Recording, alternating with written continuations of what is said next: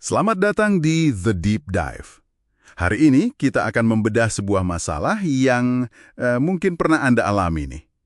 Anda beli laptop HP bekas, kelihatannya sempurna, semuanya lancar. Sampai suatu hari Anda perlu install ulang Windows. Iya. Dan tiba-tiba Anda dihadang sebuah dinding bata digital. Layar BIOS Administrator Password. Nah, itu dia. Kita sudah kumpulkan beberapa laporan teknis dan juga pengalaman pengguna di sini. Misi kita hari ini adalah jadi detektif, cari tahu kenapa ini terjadi, dan tentunya gimana cara merobohkan dinding itu. Oke. Mari kita bongkar ini. Tepat sekali. Hal pertama yang harus dipahami adalah ini bukan kerusakan. Sama sekali bukan. Ini sebuah fitur keamanan yang aktif. Oh, jadi memang sengaja ada ya? Betul. Dari sumber-sumber yang kita analisis, penyebabnya itu hampir selalu jatuh ke salah satu dari dua skenario. Yang paling umum, laptop Anda itu bekas inventaris perusahaan. Oke. Admin IT mereka sengaja mengunci BIOS untuk mencegah karyawan ngutak-atik gitu. Misalnya, biar nggak bisa booting dari USB buat curi data. Nah, pas laptopnya dijual, mereka lupa menghapus kunci itu. Kelalaian manusia berarti ya? Iya. Skenario kedua, ya pemilik sebelumnya yang pasang sandi, terus lupa ngasih tahu. Masalah ini baru ketahuan pas Anda tekan F10 waktu startup mau masuk BIOS. Oke, jadi kita dihadapkan pada sebuah gembok digital. Nah, langkah pertama seorang detektif kan mencari tahu, ini gembok jenis apa? Dari laporan Anda, ternyata nggak semua gembok HP itu dibuat sama. Nah, disitulah letak jebakannya. Beda banget.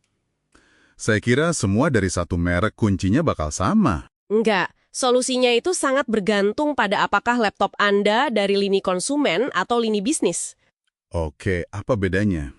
Untuk lini konsumen, kayak seri Pavilion atau Envy, setelah 3 kali salah masukin sandi, biasanya akan muncul halt code, kode angka gitu. Kode inilah petunjuk utama Anda. Tapi untuk lini bisnis, seperti EliteBook dan ProBook, keamanannya jauh lebih ketat. Jauh lebih ketat gimana tuh? Mereka seringkali nggak nampilin kode apa-apa dan diperkuat dengan fitur namanya HP Sure Start. Tunggu, HP Sure Start, kedengarannya canggih. Apa itu yang bikin jadi lebih susah dibobol? Bayangin aja BIOS yang bisa benerin dirinya sendiri. Oh, wow. Kalau ada yang coba mengubahnya secara paksa, HP Sure Start ini akan otomatis mengembalikannya ke versi aman terakhir. Ini kayak punya satpam digital di level paling dasar sistem Anda. Oke. Jadi metode standar jadi nggak berguna ya? Betul. Oke, jadi kita harus bedain dulu jenis laptopnya. Mari kita mulai dari yang lebih gampang deh. Lini konsumen yang ada kode angkanya itu. Di internet kan banyak banget yang nyaranin cabut baterai kecil di motherboard, baterai CMOS. Iya ya. Itu berhasil nggak sih? Itu mitos terbesar yang perlu kita luruskan. Oh, jadi mitos ya? Pada laptop HP modern, metode cabut baterai CMOS itu sama sekali tidak akan berhasil. Sandi itu disimpannya di sebuah chip memori non-volatil. Maksudnya? Anggap aja kayak flash drive super kecil yang ditanam di motherboard.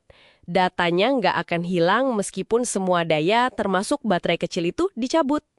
Oke. Pantesan nggak berhasil. Nah, solusi yang benar untuk lini konsumen yang ada kode angkanya itu pakai situs generator online. Contohnya biospw.org. Anda masukin kode yang muncul di layar, nanti situs itu kasih beberapa sandi balasan. Tunggu. Dan di laporan ini ada satu detail yang sangat spesifik dan mudah kelewat. Apa itu? Katanya bukan cuma kodenya, tapi cara memasukkannya. Tepat sekali. Ini krusial banget. Puluhan orang di forum online itu menyerah, padahal mereka udah punya kode yang benar. Mereka terus-terusan tekan enter dan gagal. Terus harusnya gimana? Kuncinya ada di kombinasi CTRL plus enter setelah ngetik kode dari generator. Loh, cuma itu?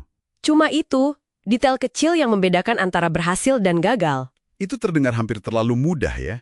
Saya curiga solusi ini nggak akan berhasil untuk laptop bisnis sekelas EliteBook. Kecurigaan Anda benar. Untuk EliteBook atau laptop bisnis baru yang nggak ngasih kode, kita harus masuk ke operasi besar. Intervensi perangkat keras. Maksudnya, ini harus bongkar laptop. Betul, harus bongkar.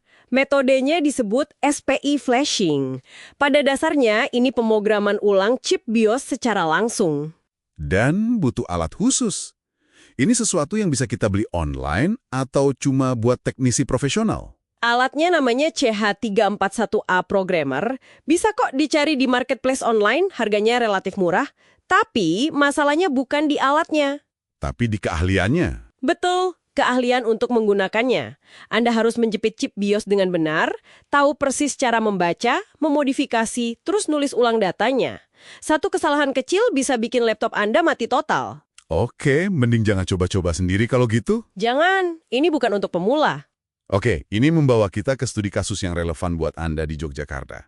Opsinya apa aja kalau udah mentok gini? Ada dua jalan. Pertama, service center resmi HP. Tapi mereka akan minta bukti pembelian asli.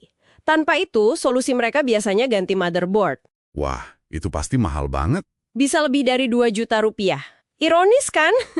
Biaya perbaikannya bisa lebih mahal dari harga bekas laptopnya sendiri. Betul. Terus jalan kedua? Jalan kedua, ini yang paling realistis. Jasa servis independen. Teknisi di area seperti Gejayan atau Wirobrajan biasanya udah punya alat dan keahlian buat melakukan flashing BIOS. Dan biayanya? Jauh lebih masuk akal. Biasanya di kisaran 100.000 sampai 300.000 rupiah. Oke, jadi kesimpulannya gimana nih? Kalau Anda menghadapi gembok BIOS ini, pertama, identifikasi laptop Anda, konsumen atau bisnis. Kalau muncul kode angka, coba generator online dan ingat trik saktinya. CTRL plus Enter. Kalau nggak ada kode atau itu EliteBook, jangan ambil risiko. Langsung bawa ke ahlinya. Bawa ke teknisi spesialis yang terpercaya. Dan tips pencegahan terpenting dari kami, pas beli laptop bekas, selalu minta penjual buat demonstrasiin akses ke BIOS. Ya, tekan F10 di depan Anda. Betul, sebelum transaksi selesai. Nah, ini memunculkan satu pertanyaan penting sih untuk Anda renungkan. Apa itu? Pada titik mana sebuah fitur keamanan yang awalnya dirancang untuk melindungi data perusahaan justru berubah menjadi penghalang bagi hak Anda sebagai konsumen untuk memperbaiki? Right to repair, sebuah perangkat yang sudah Anda beli secara sah? Sikan copot dulu kabel-kabelnya semua. Terus ini dibuka tinggal gini Pak. Nah, ini dibuka.